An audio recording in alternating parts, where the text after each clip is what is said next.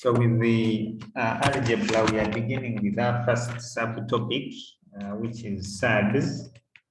But I guess that is very simple. We are going to just go through it very fast. A surd is just a number that we cannot simplify beyond a square root sign. So once we have a square root sign remaining in our solution, like the root 2, root 3, root 5, root 7, maybe root 11. So once we have these remaining in our working, then these numbers here are called what? Surds, because we cannot simplify them any further. So they remain with the square root sign in them. So that is what we call a surd. Then when we are doing with its multiplication, the multiplication, if we have root of AB, this is the same as root of A times root of B. Then if it happens that we are multiplying them, like we shall see later, I think, 2, maybe if it is times 2 plus root of 3, so here we get 2 times 2, and that will give us a 4. Then 2 times root 3, this one would be 2 root of 3. So because the 2 and the root 3 are not like terms, so we can't combine it to have it inside. However, if it is root of 3 times root of 2, so now these two are identical. So we can say this is root 3 times 2. That would give us a root of 6.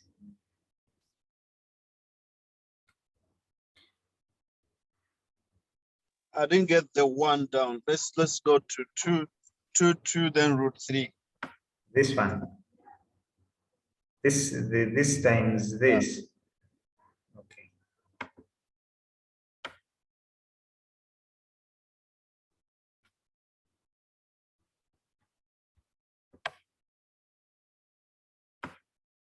I mean, where does that stroke come from? 2 stroke 2 plus root 3. No, it is a bracket. I was just multiplying like this. 2 times, so it is a bracket.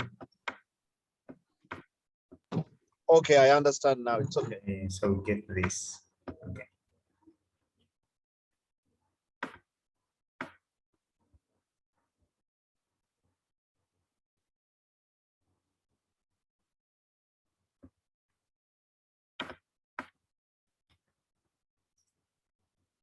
So then we are going to, if they say we simplify root of 63,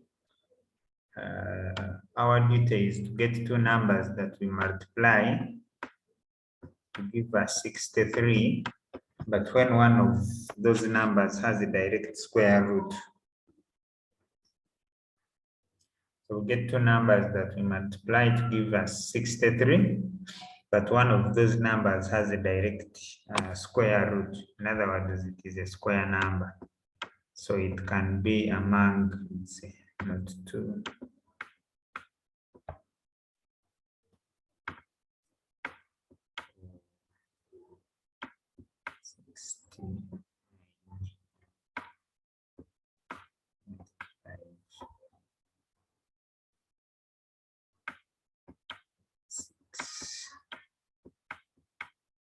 So I want to have a 63 multiplied, but when it has any of these numbers, such that we are able to simplify it.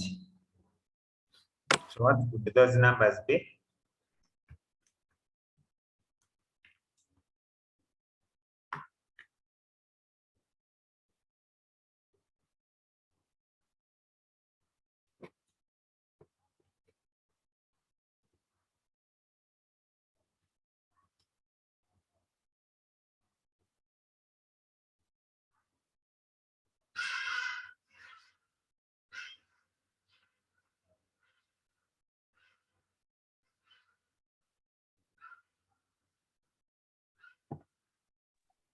So you say we have to get the roots of 63. We want to And then? first get two numbers that we can multiply to give us 63. But one of those numbers must have a direct square root. So in other words, it might either be 1, a 4, a 9, a 16, such that if we have like root of 9, this can easily give us a what? A 3, and then the other one remains inside the root. So that is how we do the simplified.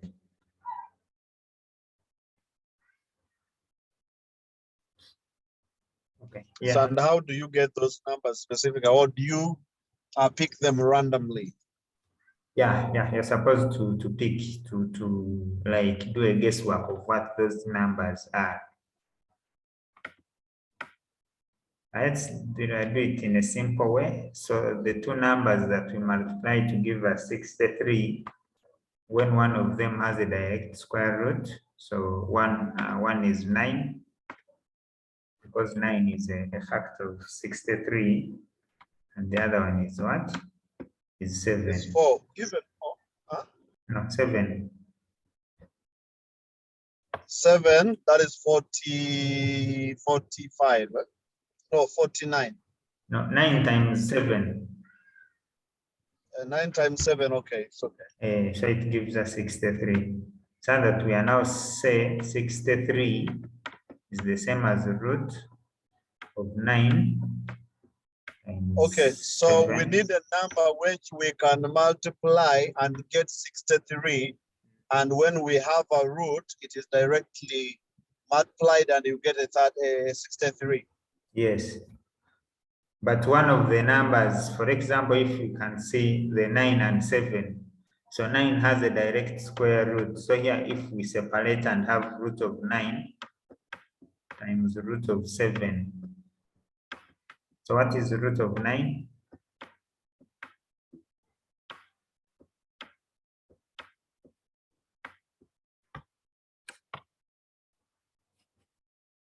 Square root of 9.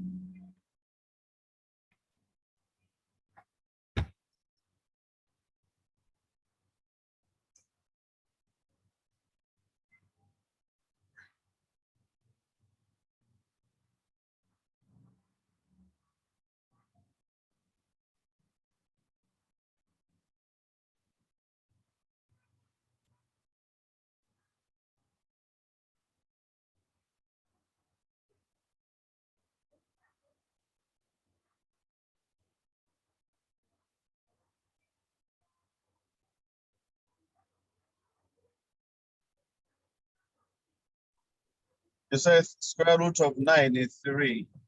Okay. So that would be 3. So this can't be simplified any further. So we leave it as 3 root of 7. Yeah, 3 root 7. Okay.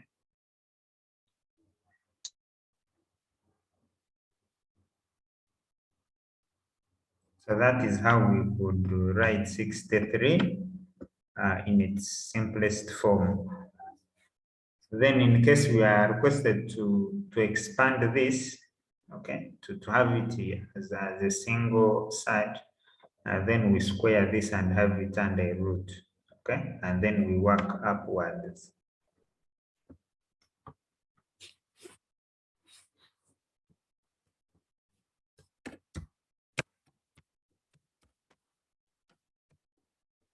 Is it okay?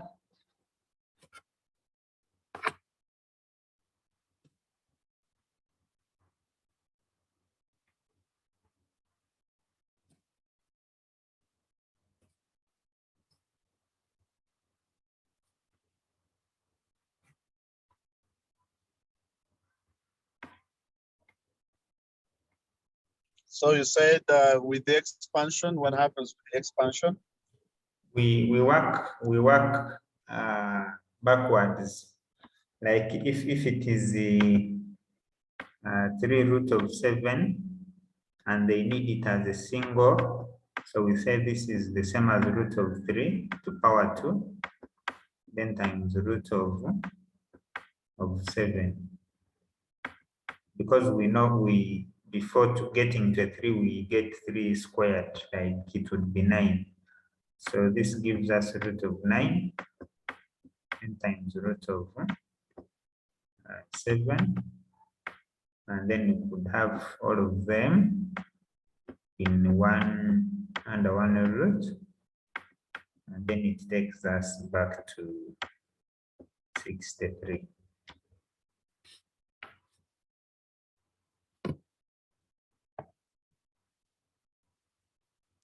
Okay, so why did we get the 3 root 7 Yes. when it is equivalent to this? Where does this 2 come from? The square root. The square root. The squared. It is another way of writing 3. Like we wouldn't have changed the meaning because this and this can disappear and leave the 3 again. So because our aim is to create a single number that is under a square root, so we are introducing a square root on 3, but now that would change. Okay, I'm getting the point, meaning with the squares. Yes. Okay, I'm now getting the reverse. It's kind of the reverse one. Yes. Whereby we had it was a square root, but now it is the other side, which was formerly square. Yes. But then we have to make it as a square root complete. Yes. And then we multiply by the other one, and then to get the original number which was once needed. Yes, yes.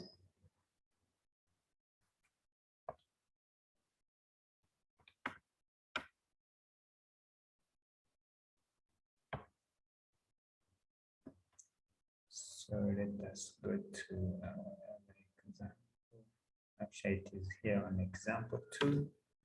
We are supposed to express 6 root 5 as a single as a simple square root. So 6 root 5. So we are going to introduce a square root on 6, but that would mean that we square the 6 such that we don't change its meaning. Okay. Then this would be root of 5. Or directly you can place there a number whose square, a number whose square root is that. Okay. So the square root of 36 is 6. So one would just begin from this step.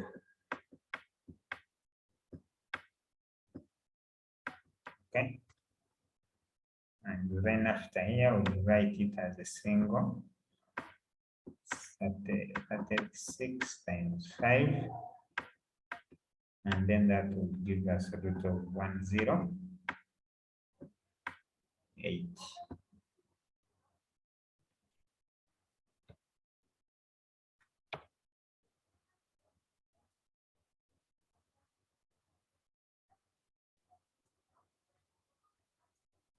Is it okay? Yes, okay, it's okay. Those are surds. Yeah. Surds, eh? Yes. We are dealing with surds, eh? Yes. Okay, it's interesting.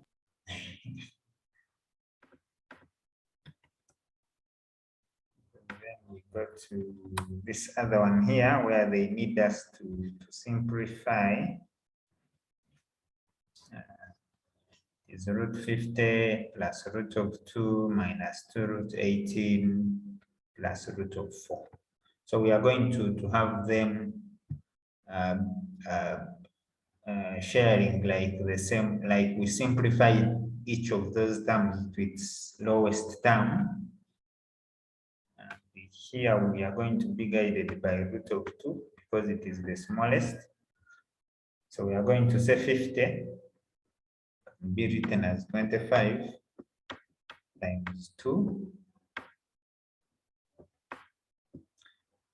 Then the root 2, this one is already simplified, minus 2. 18, we are going to write it as 9 times 2. then 8 is going to be written as 4 times 2. So we separate each of them. That means Yes. that means, okay, we have to first reduce a 50 to a number which can give us the square root, and when Yes. multiplied can give us that number. Yes. And then we do the submission of the others. Yeah. Okay. So this will be 25. So we now separate them. Root 2 plus root 2 minus 2 times root of 9 times root of 2 and plus root of 4 times root of 2. So then root of 25 will give us 5, and then we remain the root 2 plus root 2. Then the root of 9 is 3 times 2, so that will give us 6. Yeah, root 6. Okay. N plus 2, root of 4. No, root of 2. Root of 2 times root of 2. And then we are now going to add and subtract only the coefficients. Okay? So we get 5 plus 1, that is 6, minus 6, that is 0, plus this. So finally, we are going to end up with 2 root of what? 2 root of 2.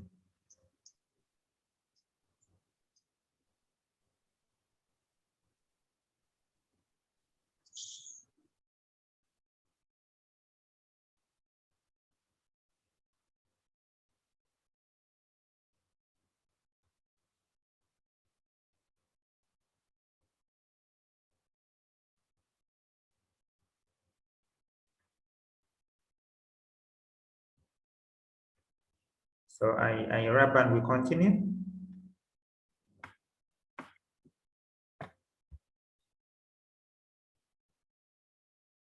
Come again?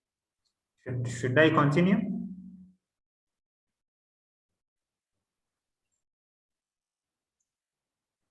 Hello?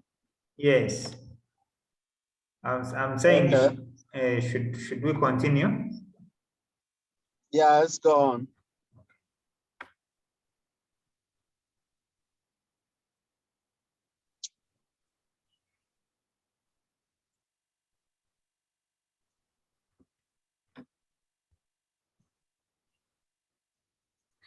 Then when we come to surds that are in fractions, for example, 1 over root of 2, 1 over 3 minus root of 2, it is normally advisable to do the rationalization.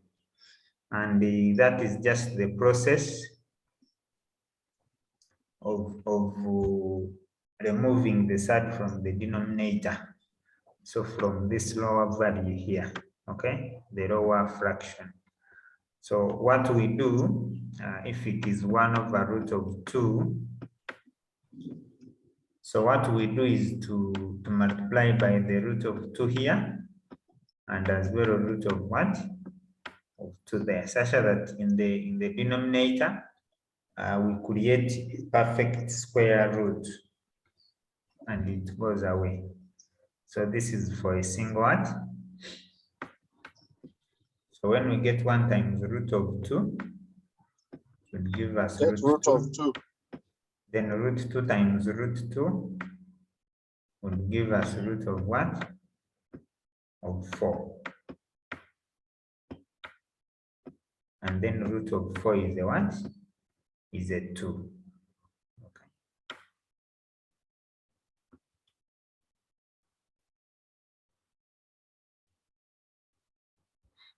So that is when it is a single term. But when they are two, like this second one here,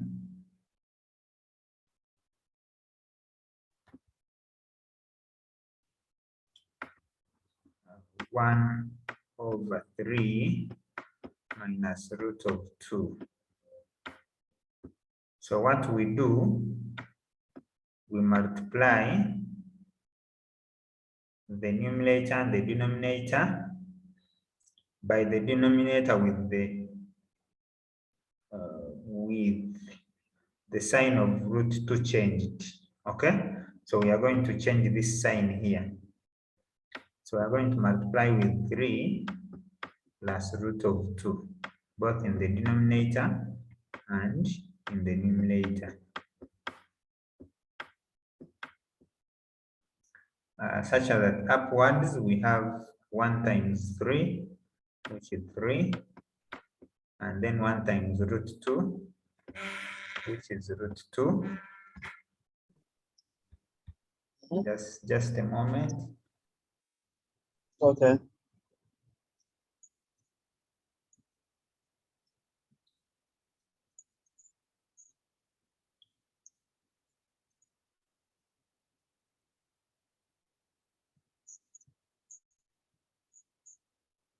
Nine. I think 9.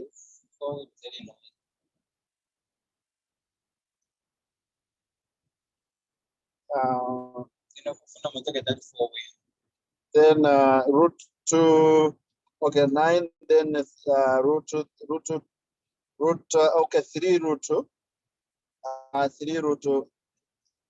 Root 2 plus. Then root 2. Okay, 3 minus. No, plus root 3 plus 3 root 2. Root 2. Minus 2. Then this goes, then we remain with 9 minus,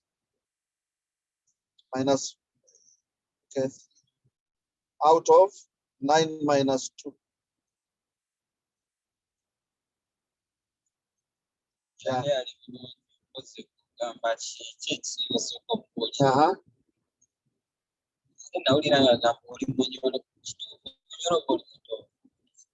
So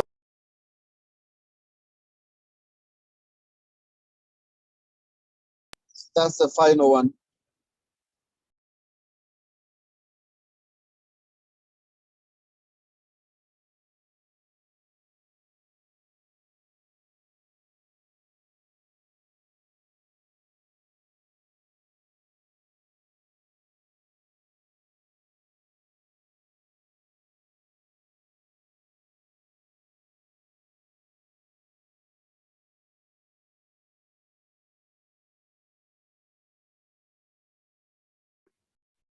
So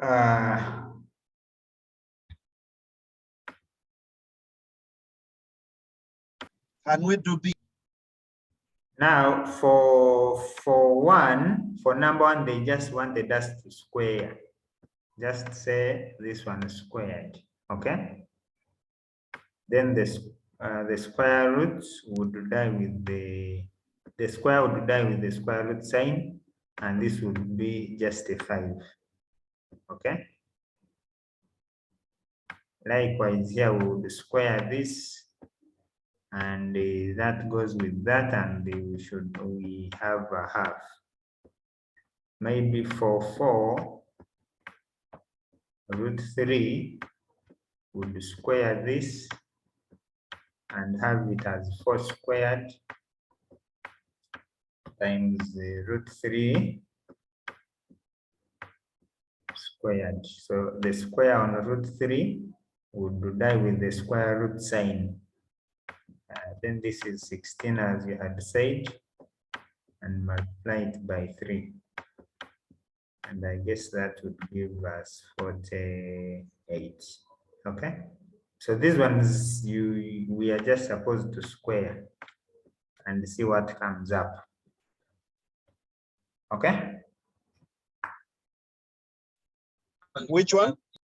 Number 1. On number 1, we are just squaring.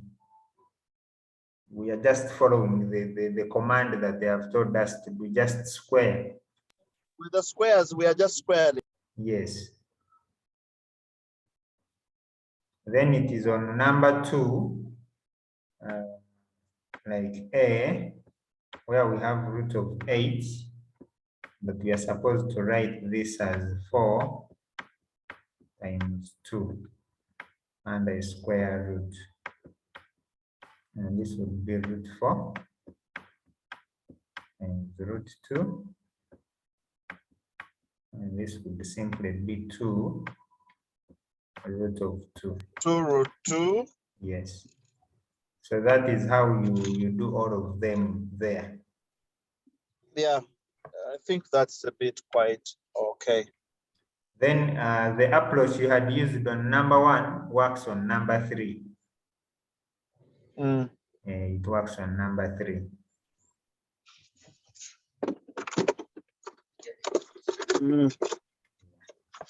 I guess you try them with time, so you keep on practicing them.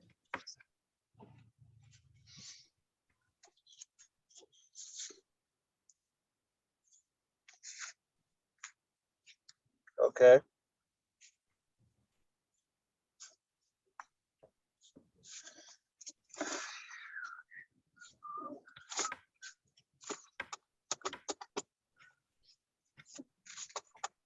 So you attempt all these exercises here to that. So let us as well look at indices, those the rows of indices. Expand there. So with these rows of indices, it's just our knowledge still from O level that when we are multiplying numbers of the same base, we add the powers.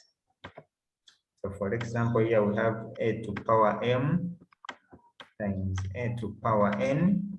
So we write the a once, then we say m plus n. Plus n. Yes. So when we are dividing m to power n divided by a to power n, this one is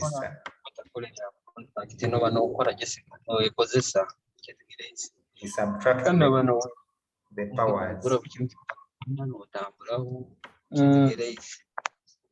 Then if we have a to power m, and this is bracketed and to power another n, this one is the same as multiplying those powers.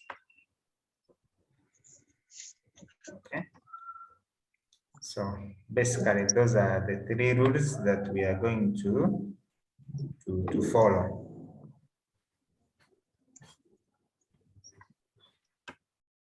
All right, yeah. So, okay, a power n, that is, okay, yeah. The other one outside, the inside, then this one, when you're dividing, we subtract the powers. When we're multiplying, we add the powers, the rows of indices. Okay. Then number 3, when we have a to power m, a to power, and then bracket to power, so we multiply those powers. Okay? For Okay, number 3.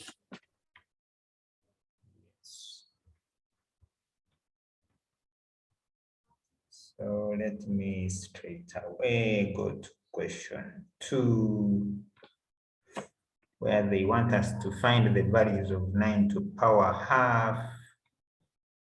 So 9 to power half.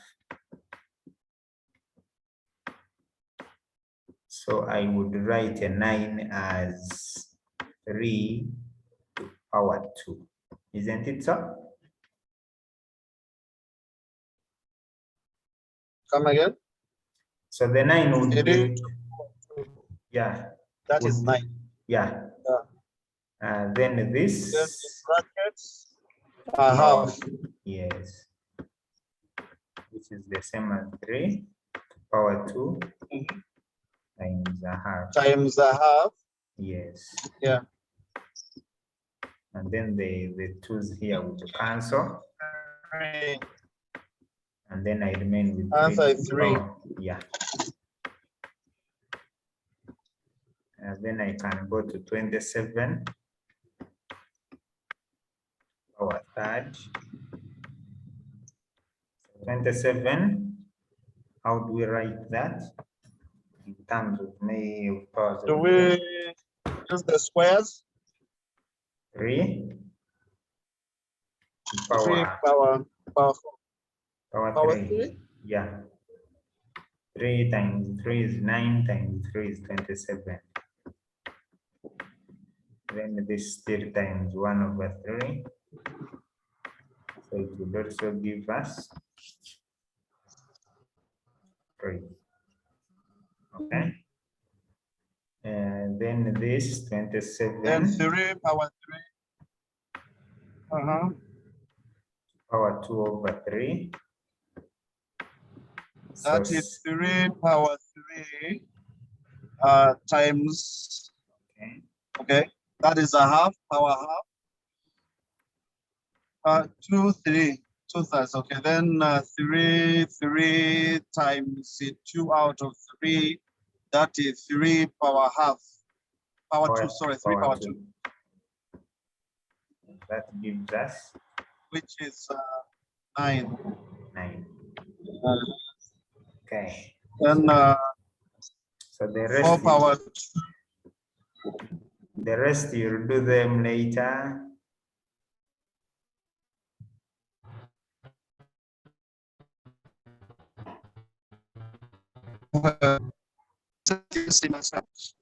With the loss of indices, becomes good. Yes, please. I think it's all more like practical. I can't hear you very well.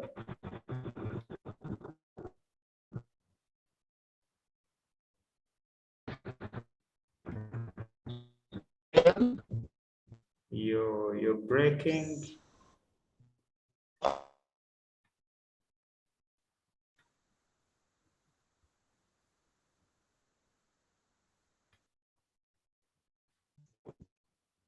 Yes. Come again, come again. I didn't hear you very well. Hello? Yes.